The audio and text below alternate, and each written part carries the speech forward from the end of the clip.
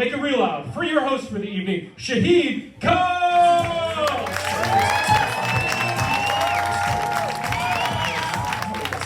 Going out to that Punchline, make some noise, huh? Hell yeah. How's everybody doing? You guys doing good? Good, man. We're happy to be here. I'm happy to be here. Thank you guys so much for coming out, braving the surface of the sun to be here with us tonight. We appreciate you. I know I do. This is my job, which is great. I have a couple jobs because I'm a millennial.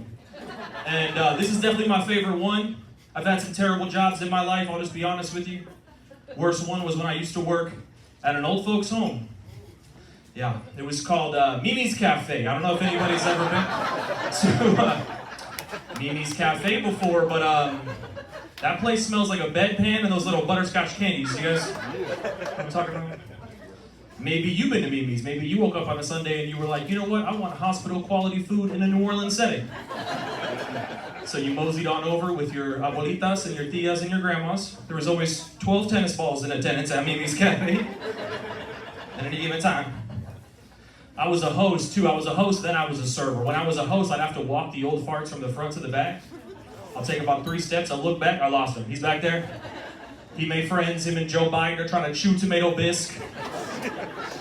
I don't know if you've ever seen an old man gum a brothy soup, but it's gross. There's nothing chewy in bisque. What are you gumming? There's a lot of characters at the Mimi's Cafe in Long Beach. Like, do you guys know who the Red Hat Ladies are? Yeah. Okay, cool. Some of you do, some of you don't. If you don't, it's fine. I'll put you on game. The Red Hat Ladies are a group, a gang of old, mostly white bloods, essentially. It's a group of these old ladies that roll hella deep wearing all red, okay? Including the hats, hence the name. I'm talking 30, 40 of them.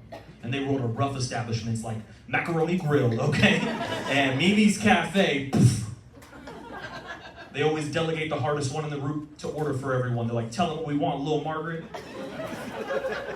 She's like, listen up, Shaheen. First things first, you know what we want, separate checks. I'm like, fuck!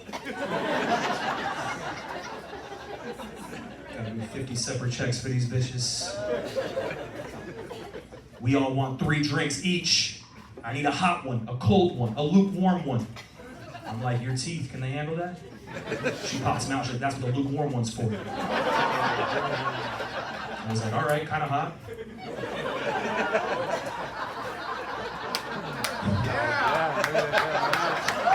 Thank you. And they all tip like it's the Great Depression. I'm talking 2% if you're lucky. And I started to get nervous, because I was like 18 years old. I knew what was going on in the streets. Red hat ladies walk in, I'm like, what happens if a bunch of blue hat ladies walk in? You know what I'm saying? Is there gonna be some sort of turf war?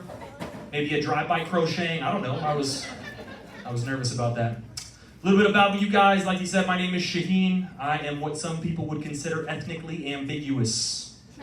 I know a lot of people look at me, they're like, what kind of brown is this guy? You can guess, but you're never gonna guess it right. It's a weird mix. My dad is Palestinian, my mom is Canadian. Yeah. If we're gonna give it a name, I guess I'm an Arab. That's a Canadian joke. If you don't get it, I'll just say sorry and move on. It's not a big deal. Proud of my Arabic culture. Very proud of it, but I'm half white. You guys can tell. I got 2 eyebrows, right? That's a dead giveaway. Can you smell my cologne in the back? No, exactly. I'm only half Arab, okay? So only the front 2 rows can smell me. I do 1 spray, I walk through it, that's enough. I don't take a bath in that shit. And because of that, I've always been told I'm kind of too brown for the white kids and too white for the brown kids. I had this girl tell me I wasn't a real Arab. She's like, you're Arab? You're not that Arab. I was like, what the fuck does that mean? I'm sorry. Should I pick you up on a magic carpet and show you a whole new world? Like, what the fuck do you want from me? And I got 3 sisters and they're all different colors. Eldest sister, very dark brown complexion. Second oldest, a little bit lighter. As you can see, I'm kind of a weird beige, greenish color. And then my little sister, she's super white. She's like translucent. It's almost like my mom like ran out of toner while she was having her kids. Those cartridges are expensive, you know what I mean? And my dad, like I said, immigrant from the Middle East, which means he came to this country with nothing but the hair on his back, okay? And he made a life for himself. And my dad is a classic Arab immigrant, okay? He checks all the boxes. Like, heaven forbid you ever complain around an immigrant parent. They don't want to hear that shit. We got it easy compared to them. But if that was the truth, why are they always embellishing their stories? Like, one day I made the mistake of complaining about my day at work. I didn't even say anything, I just groaned. I walked in the house, I was like, ugh. He's like, what is this? Ugh, what is wrong with you? What is going on? He said, you are complaining. I was like, nothing, Baba. We call our dads Baba. I was like, nothing, Baba. I had a hard day at work. He said, oh, really? How many hours do you work? All condescending and shit. I was like, 8. I work 40 hours a week. He said, I worked 40 hours a day when I was your age. He said, I used to work in factories. I worked on roofs. I worked on cars. One time I had to repair a car on the roof of a factory. If you can't tell by my impression of my father, Arabs tend to mix up their B's and their P's, and it's hilarious. And I like to call him out on it. We'll be in the kitchen, he'll be like, Habibi, my son, listen to me. That's how he starts every sentence. It's very dramatic. Habibi, my son, listen to me. Will you pass me the peanut butter? I said, I'm sorry, what? The peanut butter, will you pass it to me, please? I want to spread it on my bread. I said, I'm sorry, do you mean peanut butter? He said, yes, I mean peanut, shut up. I would punch you. My dad's the sweetest guy in the world. He would never threaten to hit us, honestly. He would just stick his fist out, he would say, put your face here. That was his way around an illegal action. Officer, I swear to God, I stuck my fist out, he just ran right into it. It was in the hands of Allah at that point. Who am I to argue with Allah? I'm just a man. You can always count on immigrants to be real as shit with you too, dude. They do not sugarcoat anything at all. Like, I didn't even know I had put on a little bit of weight during COVID till Christmas. I got a bunch of extra large t-shirts for Christmas. I was like, Baba, you know I'm a large. He was like, Habibi, come on, let's be real. Twiddled his fingers like that. And after the fact, I was like, oh shit, I did put on weight. I saw all the red flags afterwards. I want to share them with you so you guys know next time. One of them is when you go to sit down. That's how you know you put on weight. You go to sit down, and you do this. You try to drape it over the fat, like, shh. Let me just get this just right. Another one, this one's bad. I was in the a clothing store, and I was trying on some pants in the dressing room that would normally fit, and they didn't fit because I had put on weight. I went to go take them off, and my underwear stuck and came down with the pants. Now I was surrounded by mirrors of this horrible view of my asshole I'd never seen before. It was up here and shit. I immediately went home, I hugged my wife, I was like, I had no idea. I'm so sorry. Thank you. Yeah, man, being Arab's cool, but there's definitely pros and cons of being Arab. What do you guys want to hear first, the pros or the cons? Cons. Okay, I heard a little bit of, both. There's less pros, let's get them out of the way, you know what I mean? We're going to take this thing off with the pros, and once the cons come, traditional Arab fashion, all right.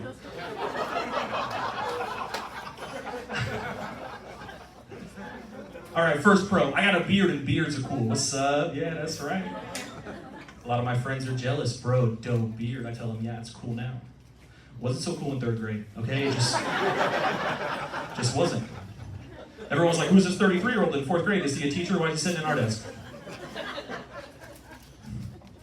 My skin secretes some of the purest olive oil known to mankind. It's actually how they make olive oil. If you look in the back at Costco, they're just giving Arab dudes Indian burns, and it drips. And on the go, I take little triangular pieces of pita. I have a little snack, which is nice. There's a couple more pros, like I always get the whole row to myself on airplanes, which is fantastic. Fully packed flights. People walk by, they see me, they're like, you know what, I'll just catch the next one. It's not a big deal. I got time. Praying loudly in Arabic works every time, let me tell you. You ever want to have the middle seat, you just sit next to me, I'll be like, Alhamdulillah, Habibi, Hamdulillah. I'll get the rug out, I'll get on my knees, I'll do the whole shebang. There's definitely more cons. There's things I can't do because I'm Arab. I can't say because I'm Arab. I can't wear because I'm Arab. That's really messed up. Like, I have really bad eyesight. Can't see a whole lot, but I can't wear glasses. Because I have a big nose, big mustache, big eyebrows, and when I wear glasses, it looks like I'm wearing one of those disguises with the whole thing attached. And that shit's not fresh, so I choose not to see. And then there's things I can't say because I'm Arab. Like, I used to host my own comedy shows all over California. And no one would show up because I'd be like, yo, come out to my show, it's gonna be the bomb. No one came to that show. It was just me and 12 Arab dudes in the back making business calls. true. I had an all-Arab comedy show. It was called 9/11s. 9 Arab comics do 11 minutes apiece. We had a white guy open the show. He would do 1 minute, and then we would hijack the show. And it was all funded by a Jewish family, so it was an inside job. And then there's things you don't think about. You just gotta get a cool beard and that's it. Nah, dog, I got a beard everywhere. I'm not even wearing a shirt right now. This is all me. You just think I get a cool beard, please. It's a lot of maintenance is all I'm saying. Like, I really wish when I wanted to shave my pubes, I didn't have to blend my leg hair into my pubes. Because you can't just have no pubes and mad thigh hair. That doesn't look fucking cool. It's gonna look like I just got radiation done. I got some sort of weird dick cancer. Girls are just not gonna want to mess with that, so I go to Supercuts and I get the 3 and they fade me up, okay. And then I go next door to my black barber. He's on a Nike symbol and a Jordan like this on my head. And he's dunking one of my balls.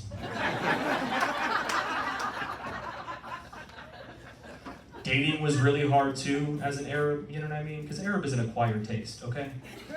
There were no girls in the back of high school getting all hot and bothered over me and Muhammad, okay? Trust me, that shit was not happening. Oh my God, Teresa, he smells like garlic. Oh, it's never been said once in the history of ever. I just feel like dating apps were hard too, you know what I mean? I had to change my name. I had to be like Sean on dating apps. No one's swiping right on Shaheen. Arabs, Indians, we should have had our own dating apps this whole time, you know what I mean? I got an idea for one, for a dating app for brown people. The parents actually download the apps, okay? It's all arranged. We'll have one parent text the other parent like midnight, like, hey, you up? Oh, yes, I'm up. Well, does your daughter want to fuck my son?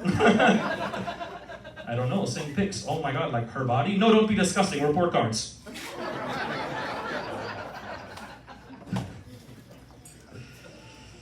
Man, I'm grateful.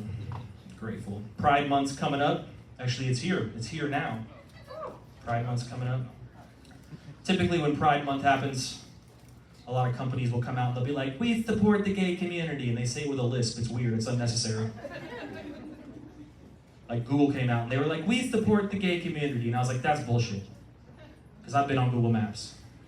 They don't have an option to see how long it'll take you to get somewhere by rollerblades. It's like, how are gay people supposed to know how long it's gonna take them to get places? Even though I'm not gay, I feel like porn will kind of make you feel like you're gay.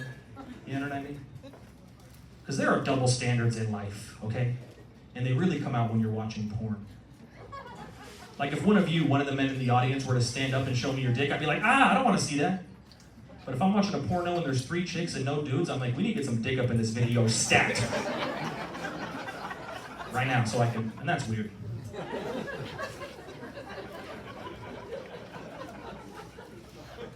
I was just bad at dating the whole time. I just wasn't good at it.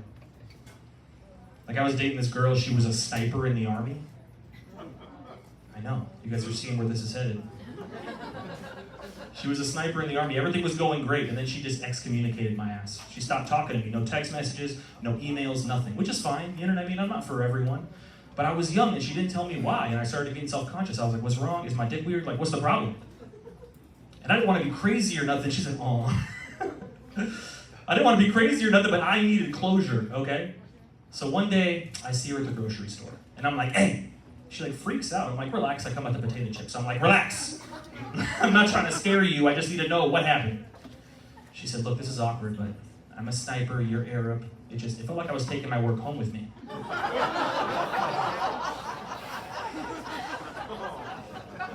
I got one more joke. I'm gonna do a dirty joke, then we're gonna get the show started. You guys having a good time? Yeah. Can I do one dirty joke for you? You guys ever have sex with someone and the minute it starts happening, you regret your decision? Come on, Sacramento, let's stop pretending like we got hella options out here. Just me? Okay. I was having sex with this girl, and the minute it started happening, I was like, oh, she's gross. But here's what happened. I went in without a condom, and I came out with a condom on. And I was torn. I was like, this is super gross, but hey, she practices protection. So I did what anybody would do. I finished, I put it right back where I found it. That's not my responsibility. You guys seem warmed up. You guys ready for a comedy show? Yeah! Hell yeah. We're going to have a good time tonight. We brought some of the best comics from all around Sacramento. First things first, I want to shout out, we make some noise for the bar and wait staff here at Punchline. They are navigating the showroom in the dark like some ninjas. Make sure you tip these people, be patient with them, take care of them, they will be taking care of you. I'm ready to bring up your first comic. This comic is, we've been working together for a while, super, super funny. You guys are in for a treat. Let's make some noise for Celeste Winter, everybody. Let her hear it.